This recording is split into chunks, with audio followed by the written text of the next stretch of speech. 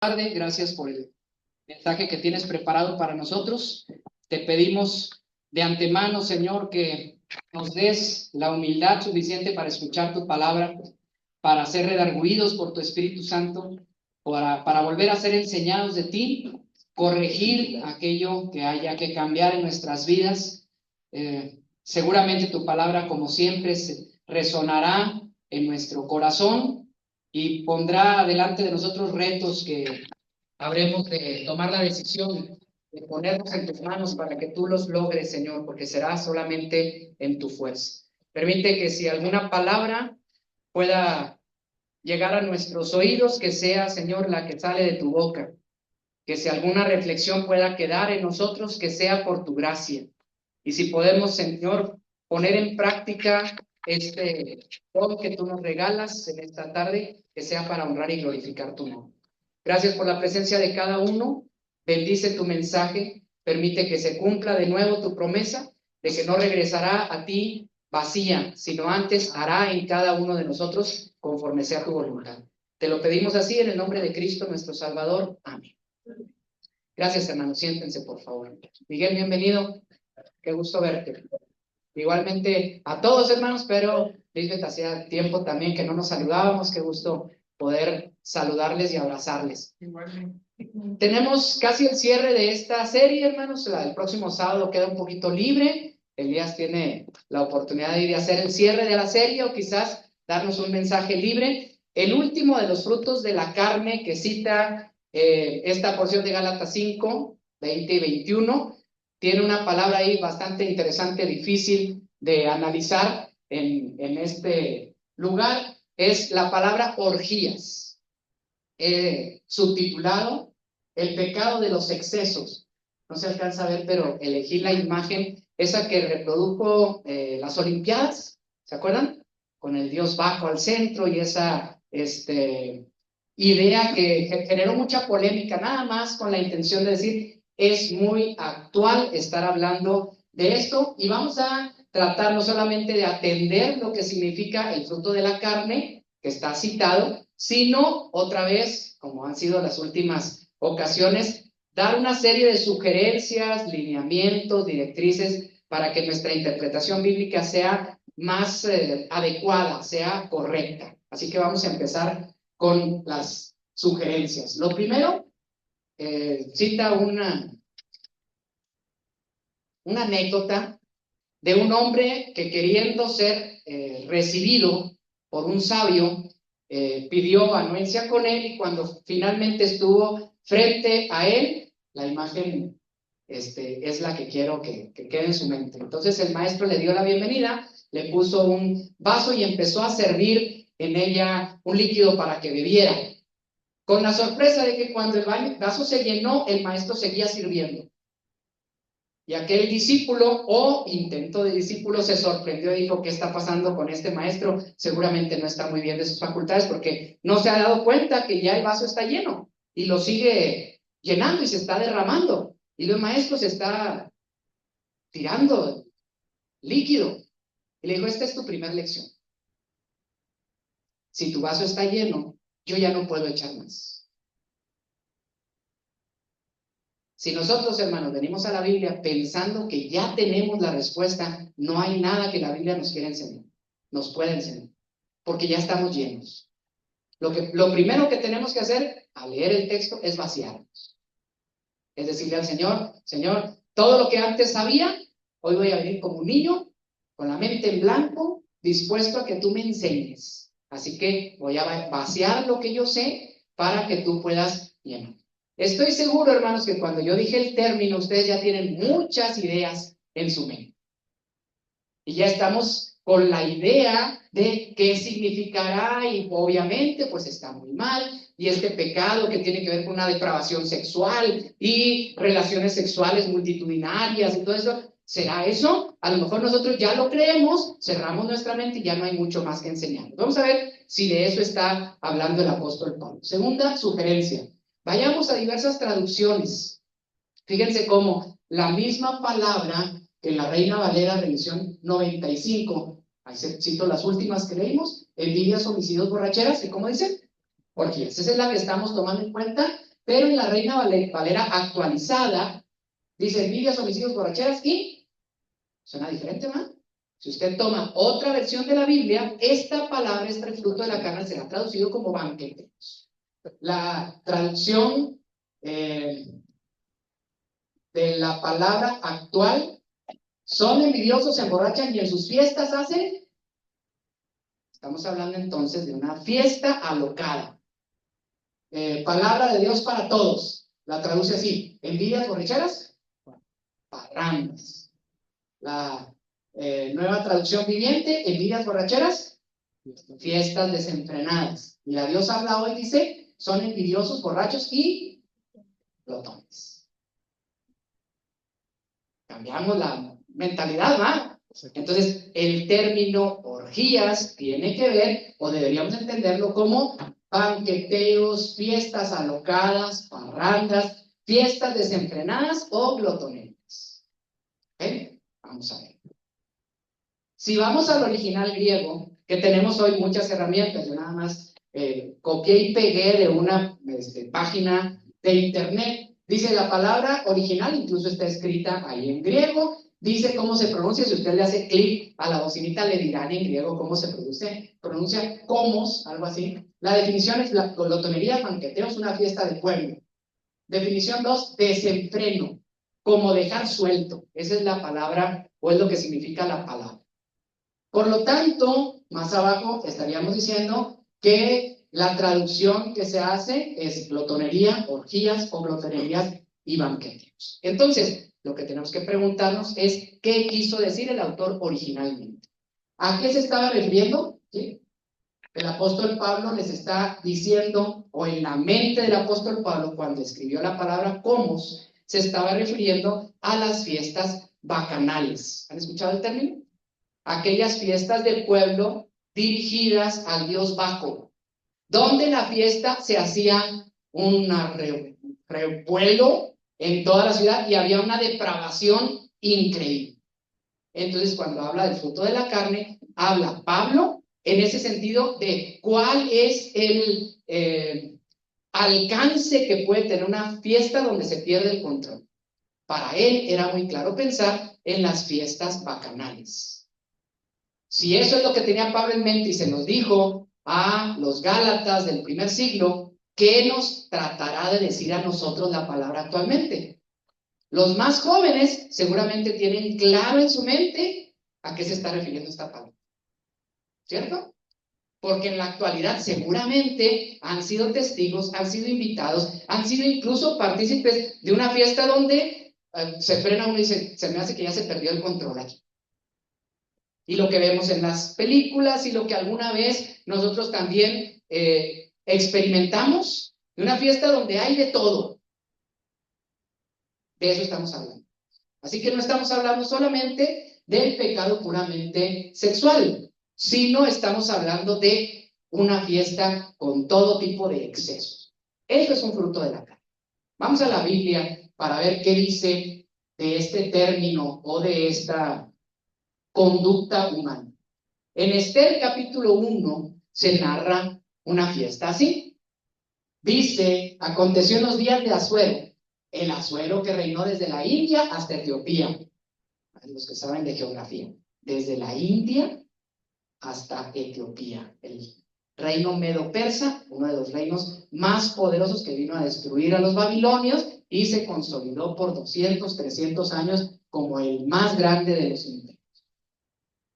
Sobre 127 provincias. En el tercer año de su reinado hizo banquete a todos sus príncipes y cortesanos, teniendo delante de él a los más poderosos de Persia y de Media, gobernadores y príncipes de provincias, para mostrarle las riquezas de la gloria de su reino, el brillo y la magnificencia de su poder. Por muchos días, léanle cuántos, 180 días de pachanga, para mostrar el poderío del reino. Vénganse embajadores, vénganse reinos de todas partes, fiesta para todos, más de medio año enfiestado. Y cumplidos estos días, no se le acabó la pila. Hizo el rey otro banquete, ¿por cuántos días? por 7 días en el patio del huerto del Palacio Real. ¿A quiénes ahora? A todo el pueblo que había en Susa, que era la capital del reino, desde el mayor hasta el menor. Que sigue narrando la historia.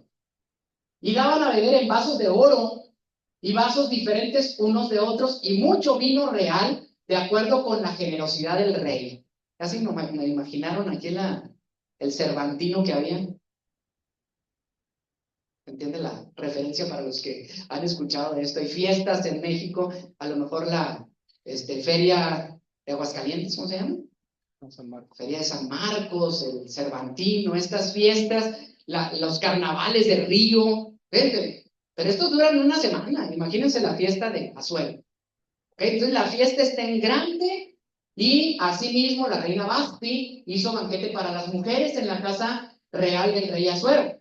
El 7º día, estando el corazón del rey alegre del vino, mandó a 7 eunucos que servían delante del rey Azuero que trajesen a la reina Basti a la presencia del rey con la corona regia para mostrar a los pueblos y a los príncipes su belleza porque era hermosa. Mas la reina Basti no quiso comparecer a la orden del rey, enviada por medio de los eunucos, y el rey se enojó mucho y se encendió en ira. Y ahí sigue la historia del libro que narra Esther, y es así con la separación de la reina del cargo, por decirlo de la manera más amable, que Esther tiene la oportunidad de convertirse en la reina que liberará al pueblo. Pero quiero decir, ¿la Biblia habla de estos banqueteos? Sí, aquí hay un muy buen ejemplo. ¿Por qué? Y nomás lo dejo como un poquito de pie para que ustedes digan, me gustaría leer el libro de Esther entre semana. ¿Por qué Basti decidió no ir si era la orden del rey? Y además el rey ya estaba medio borrachón. ¿Por qué creen? Yo tengo mi hipótesis, aunque la Biblia no lo dice. Yo creo que la reina Basti sabía de qué se trataba ese desenfreno y no se quiso arriesgar a que le faltara el respeto o a que la colocara en medio de una fiesta así porque lo que quería era presumir su belleza. ¿Se entiende a qué me refiero? Y una fiesta así, en la cual se pierde el control, seguramente se caen algunos excesos que podrían haber sido alguna situación sexual. Lo dejo nomás de entrada porque es una fiesta de 180 días con 7 días más en todo el pueblo. Vamos a ver otros ejemplos. Había un hombre rico, parábola de Jesús, que se vestía de púrpura y de lino fino y hacía cada día banquete con esplendidez. Hablan del rico y también hay un mendigo llamado, y la historia continúa. Pero imagínense este hombre que todos los días hacía una fiesta y Jesús va a acusar de este hombre que teniéndolo todo no tenía la misericordia para atender a este mendigo. Tercer ejemplo. Al rey Salomón le gustaban mucho las mujeres.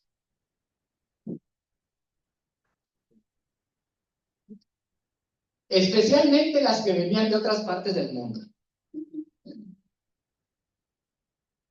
Además de la hija de Faraón, tenía mujeres hititas y moabitas y amonitas y edomitas y de los sidonios. El Señor le había dicho al pueblo de Israel, no debes casarte con mujeres de otras naciones. El hacer eso te llevará a seguir a los dioses de otras naciones. Sin embargo, Salomón, y hago la pausa, Salomón, aquel joven que le dijo, no me des riquezas, sino dame sabiduría, y que fue el hombre más sabio que existió, ¿cómo se equivocó así? Dios le dio no solamente sabiduría como ningún otro hombre, sino que también lo llenó de riquezas. ¿Ok? Y el reino fue muy amplio, pero su gusto por las mujeres le llevó no a poca cosa. Él tuvo, ¿cuántas esposas? Exceso, ¿no? Dios ya había dicho, no tomes por mujeres extranjeras, porque el riesgo es que te van a hacer ir a otros dioses. Él no solamente tomó una mujer extranjera, 2, 3, tomó 700 mujeres. Y no conforme, tuvo, o sea, estas eran hijas de otros jefes de Estado, O sea, estas eran esposas oficiales. Tuvo además 300 parejas que vivían en el templo, que vivían en el palacio. concubinas. Ellas lo alejaron de Dios. No sigo avanzando en la historia, también ahí queda. Y estamos hablando del pecado de los excesos. ¿Cuándo cayó Salomón? Cuando ya lo tuvo todo y desvió su corazón, incluso en su fidelidad a Dios. Hay otros ejemplos en la Biblia de esto. Podríamos hablar de Sodoma y Gomorra, ¿cierto? Qué extraña aquella historia donde los ángeles llegan a decirle a Lot que salga y entonces les hacen una redada a los hombres de ahí para decirle, saca a esos hombres para tener relaciones sexuales con ellos. Así de depravado estaba Sodoma y Gomorra, así de depravado, de manera que Dios envió un castigo, fuego y azufre sobre Sodoma y Gomorra. La fiesta ante el becerro de oro. Los judíos que salieron acaban de pasar el mar, van guiados por la nube, van guiados por la columna de fuego. Se sube Moisés unos días para que Dios le dé las tablas y entonces ellos hacen oro, funden un becerro de oro y cuando Moisés está a la presencia de Dios dice, ¿qué escucho ahí abajo? Tenían una fiesta increíble y era tal el desenfreno que cuando Moisés llega y ve a este pueblo tirado a la idolatría, se enoja, quiebra las tablas porque indignos son de este mensaje. Herodes, en la fiesta aquella donde la hija le pide la cabeza de Juan el Bautista, era una fiesta, era una pachanga que tenía Herodes. Y en el Apocalipsis se dice, por ejemplo, de la gran ramera que ha dado del vino de su fornicación a todas las naciones. ¿La Biblia habla de esto? Sí, no lo esconde. Cuando estaba platicando de esto, la plática ahí con mi hijo menor, hablábamos de actualmente hay mucha depravación y cuando empezamos a hablar, pues la conclusión es, siempre ha habido. Siempre, no podemos decir, hoy los muchachos están, bueno, nomás pensemos en cómo estaba el Senado de Roma en tiempos de Jesús y los primeros siglos. Sí está, claro que hoy hay mucha depravación, pero ¿y en los 70s? ¿Y los hippies y la vida libre? ¿Y el hagamos el amor y no la guerra? ¿No fue otro momento así? ¿Y la corte francesa del siglo XVIII, XVII? Y todo, y vamos, ¿por qué, hermanos? Porque este desorden está como fruto de la carne, parte de la vida del ser humano socialmente hablando. Así como en la predicación pasada se nos dijo que todos los pueblos han sido acompañados de sustancias que han intoxicado, vinos, drogas. Bueno, estas fiestas han acompañado a la raza humana desde siempre, fiestas en las cuales se pierde el control. No se va a alcanzar a ver este blanco y negro, pero lo que es que vieron allá al centro, los chicos me van a decir cómo se dice el nombre de ese organizador de las fiestas blancas de Hollywood, P. Diddy, actualmente preso y en una polémica de decenas de acusaciones en las cuales la élite, el jet set de los actores, productores, cantantes, la gente más rica y famosa, jefes de Estado, quien usted se pueda imaginar, tenía el honor de ser invitado a este tipo de fiestas desde el 2001, me parece que fueron las primeras fiestas, y ahora están sacando a la luz que al término de la fiesta pública, que era la más grande fiesta en el país, se generaban una serie de desenfrenos, abusos que tenían que ver con violaciones, incluso pederastia, situaciones forzadas a hombres y mujeres, y algunos dicen que filmaban esas escenas para después tener la manera de sobornar y de forzar a esta gente famosa a hacer lo que ellos querían, elevaban a una estrella como ellos querían, y si alguien no quería entrar en este juego de desenfreno, entonces destruían su carrera. A lo mejor ustedes saben un poquito más de esto, pero quiero decir, ¿a ese grado de desenfreno vivimos actualmente? Sí. Voy a decir algo más. ¿Quién llega a ese punto de depravación, hermanos? Según las historias que acabamos de ver, le han encontrado una relación con la riqueza, con el poder, con la fama, con llegar a llenarnos de cosas que finalmente nos generan un vacío mayor. Me gustan mucho ver las historias de las personas que encumbradas han llegado a decir, como por ejemplo, uno de mis deportistas favoritos es el gran campeón mexicano Julio César Chávez. Me parece muy divertido cómo habla. Y dice, acá este paisano de Alberto, dice, yo lo tenía todo, todo. Tenía mi jet privado, tenía mansiones, tenía a los grandes narcotraficantes a mi alrededor. Lo que yo pidiera se me daba, podía estar con la mujer que se me antojara. Yo lo tuve todo. Una noche en fiesta en mi casa, me puse una pistola y dije, esta vida no tiene sentido. Teniéndolo todo, sentía un profundo vacío. No tuve el valor de quitarme la vida, pero sí cometí el más grande error, que me empecé a refugiar en las drogas. Y eso destruyó mi vida. ¿Cuántas de esas historias puede usted conocer? Cuando se llega a un nivel en el cual no se puede controlar estos excesos, entonces se empieza a derramar. Y el vacío se hace todavía más profundo. A eso se está refiriendo el fruto de la carne. Primero, de tratar de llenarnos con cosas, pasiones, excesos que supuestamente están queriendo llenar nuestros vacíos. Eso es el fruto de la carne. El desenfreno ha sido parte de la historia de la humanidad. Los excesos llevan al ser humano a olvidarse de Dios. Esto creo que hay que resaltarlo.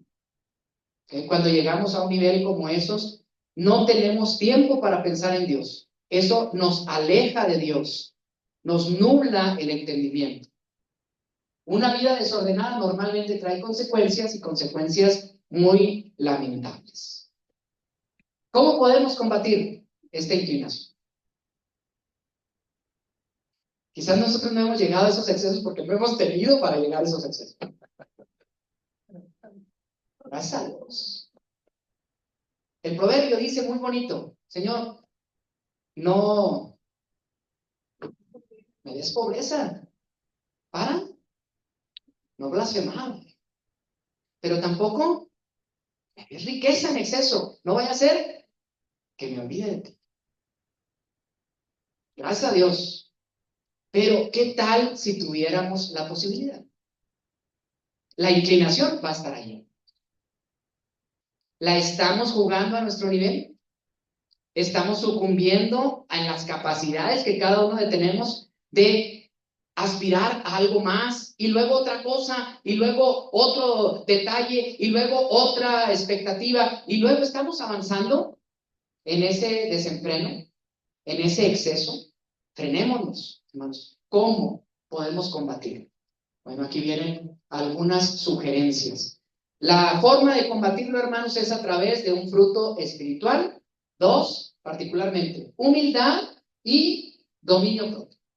Primera de Juan, capítulo 2, versículos 15 y 17, quizá uno de los textos más famosos de la Escritura dice, no améis al mundo, ni las cosas que están en el mundo. Si alguno ama al mundo, el amor del Padre no está en él. Hasta ahí, el primer verso. ¿A qué nos están invitando, hermanos? No deposites tu deseo en las cosas del mundo. No ames las cosas del mundo. Si alguno ama al mundo, el amor del Padre no está en él. ¿Qué prefieres? No ames el mundo, no ames las cosas que están en el mundo. Humildad. Contentos con los que tenemos ahora, lo dirá Pablo en otra porción. Porque todo lo que hay en el mundo, leamos por concupiscencia los deseos de la carne y los deseos de los ojos y la soberbia de la vida. Reflexiones sobre eso. Todo lo que desea nuestra carne, todo lo que desea nuestros ojos y todo lo que trae soberbia y vanidad a nuestra vida, no es del Padre. Es del mundo. Y el mundo se pasa con sus deseos. ¿Cierto, hermanos? Cierto. Más el que hace la voluntad de Dios, está muy fácil. Desde el principio, aquí yo les muestro dos caminos. Si tenemos la inteligencia suficiente, este camino ancho y espacioso, lleno de deseos, lleno de cosas que a la carne le resultan agradables, conduce a la muerte. Y este, angosto, complicado, este conduce a la vida. Pregunten por estas sendas antiguas. Estoy mezclando algunas enseñanzas que vienen salpicadas en toda la Escritura. Y decide tú. Eso es lo que tiene el Padre para nosotros como un caballero que nos deja decidir. ¿Cuál va a ser nuestra elección? La primera es, conformémonos, hermano, con lo que tenemos. Es mucho mejor nuestra vida en la justa medianía, en la forma de una vida correcta, humilde, contentos con lo que tenemos ahora. ¿Para qué aspirar a otra cosa que seguramente no es el Padre?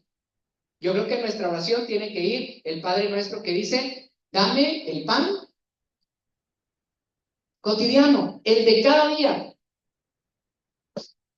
Si nosotros nos aprendemos a contentar, a ser alegres con lo que Dios nos da, entonces el que permanece en Él, permanece para siempre.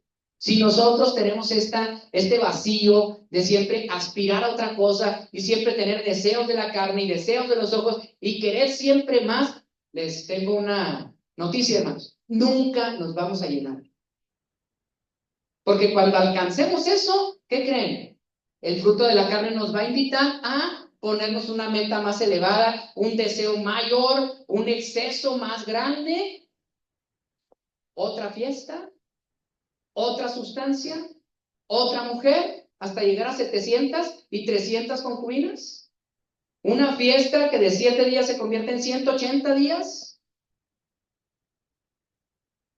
No nos vamos a llenar, hermanos, porque el mundo pasa y sus deseos. Esto no es de Dios. Segundo texto, dominio propio. Primera de Pedro capítulo 4. Dice, por eso, así como Cristo sufrió en su cuerpo, así como Cristo sufrió en su cuerpo, adopten también ustedes igual disposición. ¿Estamos listos? ¿O no más Cristo? Aquí el único que se sacrifica es Cristo. Eso es lo que está diciendo Pedro, ¿eh? Cristo sacrificó. ¿Estás listo? Para ser como Él. ¿Vas a poner en servidumbre, en disciplina tu cuerpo? O decir, no, Dios me conoce, que yo soy muy débil y de todas maneras Dios me ama y me perdona. ¿Tendremos esa actitud realmente delante del Padre? ¿O le vamos a decir, Señor, gracias por lo que Cristo se representa en mí? Aquí está mi vida puesta a tu servicio, disciplinadamente. Voy a sacrificar mis deseos, mis pasiones, mis inclinaciones. Las voy a sacrificar porque vale la pena tener una relación contigo. Pues el que ha sufrido en el cuerpo ha roto con el pecado. El que ha sufrido en el cuerpo.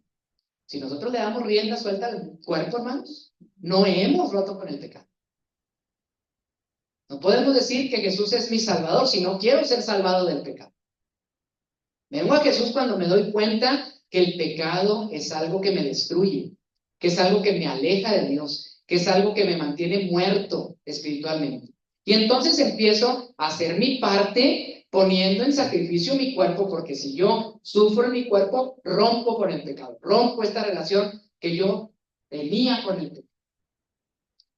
Para vivir el resto de su vida conforme a la voluntad de Dios y no conforme a los deseos humanos. ¿Les gustó ese verso 2?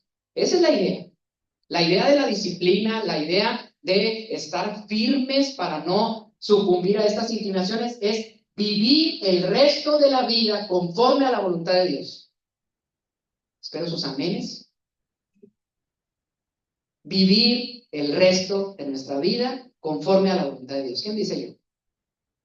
Y no conforme a los deseos humanos. Aquí no lo recuerda, a los más viejos. Por mucho tiempo hicieron ustedes las mismas cosas que hacen los paganos. Pues vivían entonces en vicios, malos deseos, banquetes y borracheras, bebiendo con exceso y adorando ídolos abominables. Ahí andaban, ahí andábamos también. Ahora, como ustedes ya no los acompañan, se refiere a los paganos, como ustedes ya no andan ahí en los excesos de su mala vida, ellos, sus amigos, sus familiares, sus cercanos, ¿qué hacen, hermanos? ¿A poco ya no? Dale, ¿qué tiene? ¿Qué tanto es una? Mente.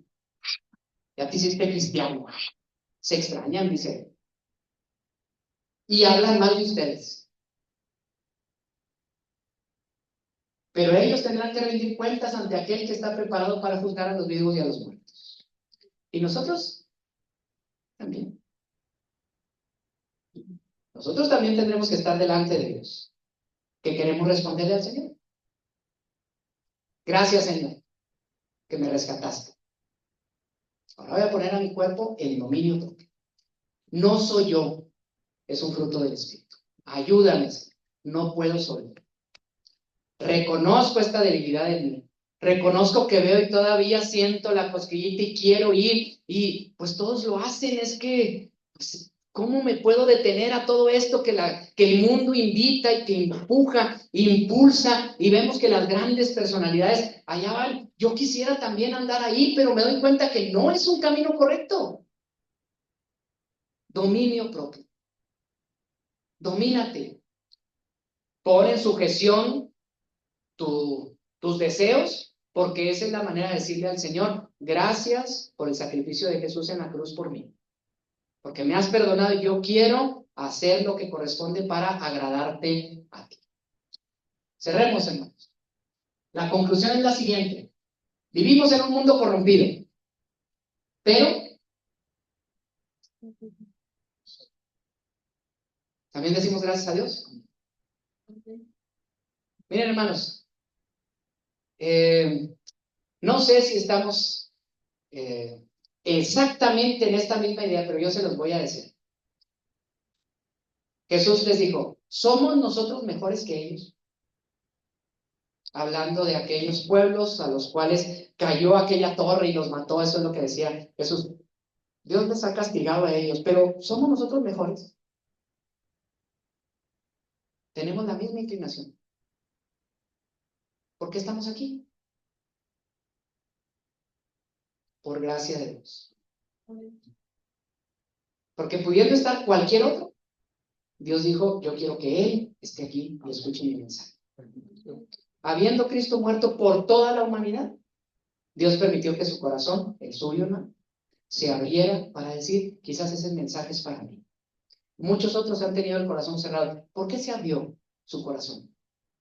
Se lo digo otra vez, por el gran amor que Dios le tiene a usted. Ninguna obra hicimos nosotros para merecer la gracia de estar en este lugar y escuchar el mensaje de Jesús y ser redimidos. Es obra de Dios solamente. Vivimos en un mundo corrompido, pero Dios te escogió a ti. Dios quiso que tú fueras su hijo. ¿Cómo vas a responder a eso? Los deseos de la carne están frente a nosotros. No podemos quitarlos. No podemos salirnos, irnos a un convento, irnos a un monasterio, fundar la ciudad exclusiva donde no haya ningún tipo de tentaciones. Jesús no lo quisiera, ¿eh? Jesús dijo, no te pido que los quites del mundo, sino que los guardes del mal. ¿Por qué? Porque es necesario que vivamos en este mundo corrompido para traer luz a quien vive en las tinieblas. Amén. Los deseos de la carne van a estar siempre frente a nosotros, pero Dios, ¿qué cosa, hermanos? Confiemos en que el Señor está haciendo la obra y que Él va a seguir obrando en nosotros, primero redarguyéndonos del pecado, porque hay una cosquillita que nos dice, lo que estás haciendo está mal, cuídate, no lo hagas, no lo hagas, no lo hagas, hasta que cerramos nuestros oídos a esa conciencia y caemos. Pero antes el Espíritu nos detuvo muchas veces Dale más oído al Espíritu que está en ti y deja que el Señor obre en tu vida y en tus acciones. El desenfreno es una conducta normalizada, ¿cierto? Está bien. Lo que hagan, no los tienes que juzgar, ¿verdad? Son dueños, cada quien hace con su cuerpo lo que quiere, cada quien se mete las sustancias y las drogas que quiere y nadie le puede decir a nadie nada. ¿Está normalizado? Ya después, ¿verdad? Ya después que se case, sentará cabeza. ¿Qué otras cosas dicen, hermanos? Ya después que sea viejo, ya ahorita que pruebe. Incluso nos descubrimos nosotros dando esos consejos. Y si en esta prueba se pierde, y si le sugerimos algo, bueno, inténtalo. Y si se pierde en el pecado, la sugerencia es, hijo mío, no dejes el consejo de tu padre. Es sabio el que escucha la voz de Dios. No toques, no te acerques, no te arriesgues. Vive de una mejor manera y eso significa, tú eres diferente. Dios te ha querido que seas nacido de nuevo. Tú eres una nueva criatura. No tienes que ir caminando por el camino de los demás. No tienes que ir siguiendo el sendero de todos los demás porque todos los demás lo hacen, ¿está bien? No. Porque todos los demás te invitan a que lo hagas, ¿lo tienes que hacer tú? No. Tú eres diferente. Tú eres una nueva criatura. Tú eres un hijo de Dios y Dios espera que camines en otro rumbo. ¿Estás listo? Eso no quiere decir que seamos mejores y que estemos bordados a mano. No, quiere decir que el Señor ha puesto su Espíritu en nosotros, nos ha redimido y nos ha dado la oportunidad de vivir una vida diferente. Finalmente, como conclusión, el mundo busca los excesos. ¿Por qué, hermanos? Porque busca con qué llenar su vacío. Pero tú ya no tienes ese vacío. Analiza tu vida y lo ves. Si le das espacio a Dios en tu vida, Dios ha llenado ese vacío. ¿Qué más? ¿Qué más necesitamos si lo tenemos al Señor? ¿Qué más queremos? ¿Hay algo que nos pueda dar más paz que la que nos da el Señor? ¿Habrá algo en el mundo, algún objeto que pueda traer más felicidad a tu vida que la que ha traído ser hijo de Dios? ¿Habrá algo en el mundo que tú puedas anhelar porque no te ha dado la bondad y la misericordia que Dios nos ha dado? Yo creo que no hay nada que nosotros podamos aspirar que el Señor no nos haya dado ya como un regalo de su gracia. Dame la última imagen, por favor, y quiero terminar con esto. Son apenas unos personajes aquí que han también causado un cierto revuelo. Y mucha gente habla de ellos. Dicen, ¿cómo ahora muy cristianos? ¿A quién conocen de ahí de las imágenes? A Yuri. Por la edad de los que escuchan, seguramente Yuri lo sacamos luego. ¿Han escuchado el testimonio? ¿A los cuántos años triunfó Yuri? ¿15, 16 años? ¿No? Con el osito pan. Y se desenfrenó. Y esta veracruzana dice, sin empacho, yo era una adicta al sexo. No había alguien que yo pusiera sus ojos y se me negara y yo tenía relaciones sexuales todos los días, a cada hora, cuando yo quisiera, totalmente desenfrenada. Fiestas, excesos de todo. Pero conocí a un hombre al cual yo quise tener relaciones sexuales y él dijo no. Y salió y platicó conmigo y me di cuenta que era un hombre de Dios. Y transformó mi visión cuando me di cuenta que era un hombre que se sabía controlar. Y hoy soy su esposa, es esposa de un pastor y ella misma junto con su esposo dirigen a un grupo. Sí, yo sé que mucha gente me critica, pero ha ido con otros en las mismas circunstancias y ha sido, quizás en México, la artista que más artistas ha convertido al Señor. Porque sabe lo que han vivido, saben el vacío en el que vive y sus palabras han sido suficientes para acercarnos. Juan Luis Guerra, Ricardo Montaner, todos ellos convertidos después de su éxito.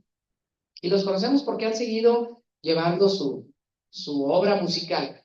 Pero actualmente, hermanos, hay un gran escándalo. Bueno, les voy a decir de uno que seguramente conocen mis contemporáneos. ¿Recordarán a un grupo famoso que se llamaba Control Machete? ¿Alguien? Control Machete fue de los grupos que sus canciones fueron de las más censuradas en su momento, porque hablaban como no esperábamos que se hablara en aquellos tiempos. Su cantante, su solista, Fermín Cuarto, busquen su historia, por favor. Llegó un momento a decir, ya no más, ya no quiero seguir. Hoy, después de algún tiempo, tiene quizás 20 años como pastor evangélico en la Ciudad de México. Incluso él empezó a cantar música tipo Control Machete, pero con letra cristiana, y al final dijo, ¿qué ando haciendo? Porque la gente viene a escucharme a mí.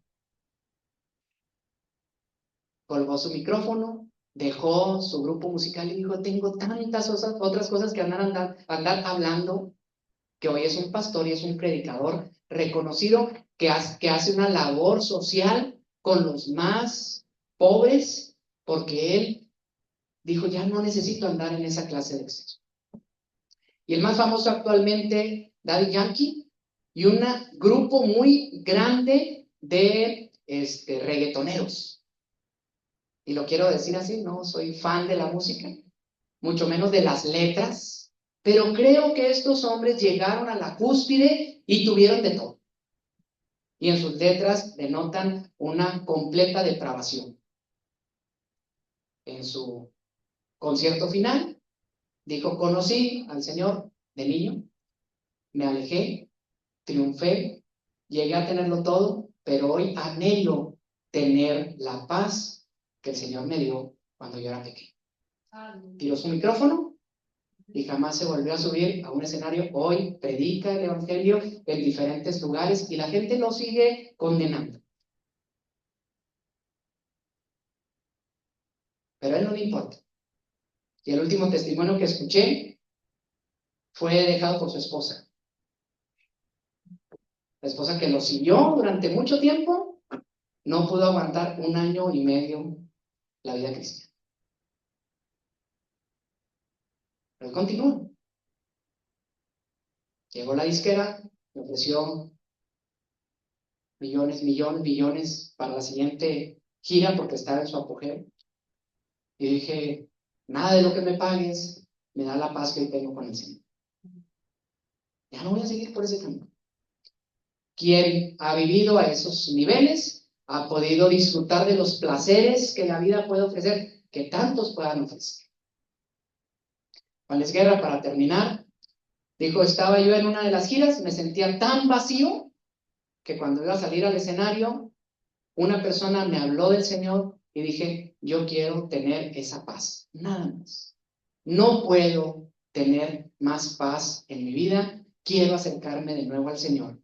Y hoy su vida ha sido diferente, continúa su forma de vida, pero dejando a un lado los vicios, los excesos, porque se puede vivir de una manera de dominio propio, con humildad, para servir al Señor. ¿Cuál será nuestra historia, hermanos?